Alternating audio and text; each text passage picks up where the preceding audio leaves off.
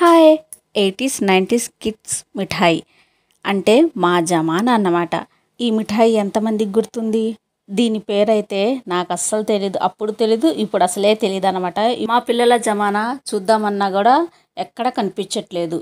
ఏం చేద్దాం, మొత్తం ట్రెండ్ అయిపోయింది అనమాట. ఆ జమానా ఫుడ్ ఇప్పుడు ఈ పిల్లలు తింటున్నారా? తినట్లేదు కదా. అంతెందుకు, మా పిల్లలే తినట్లేదు.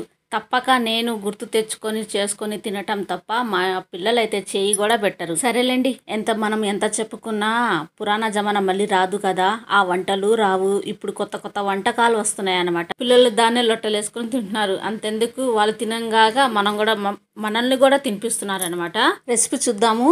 ఒక గిన్నెలో 1 కప్ మైదా, అలాగే 2 టేబుల్ స్పూన్లు ఆయిల్, రుచికి సరిపడా సాల్ట్ వేసేసి మంచిగా ఒకసారి కలుపుకోవాలన్నమాట. అలా కలుపుకున్న తర్వాత కొన్ని వాటర్ వేసేసి చపాతీ పిండి లెక్క గట్టిగా కలుపుకొని ఒక 10 నిమిషాలు రెస్ట్ ఇవ్వాలి మూత పెట్టేసి. 10 నిమిషాల తర్వాత చిన్న చిన్న బాల్స్ అనేవి చేసుకొని పిండి అనేది లోపలికి ఫోల్డ్ చేసేసి ఉండలు లెక్క చేసి ఇలా నిలువుగా నేను చూపించాను కదా వీడియోలో ఎలా చేసుకోవాలో ఆ విధంగా చేసుకోవాలి. అలా చేసుకోవడం వల్ల లోపల చాలా గుల్లగా ఉంటాయి. వీడియోలో చూపించినట్టుగా మొత్తం నేను ఇలా చేసుకొని ఒక ప్లేట్లో వేసుకున్నాను. డీప్ ఫ్రైకి సరిపడా ఆయిల్ అనేది వేసేసి ఆయిల్ బాగా వేడికిన తర్వాత పొయ్యి అనేది మీడియం ఫ్లేమ్లో పెట్టేసి ఇప్పుడు చేసుకున్న స్వీట్ ఇందులో వేసేసి గోల్డెన్ బ్రౌన్ వచ్చేంత వరకు మంచిగా ఫ్రై చేసుకోవాలి.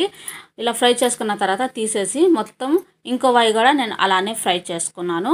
చూపిస్తాను చూడండి.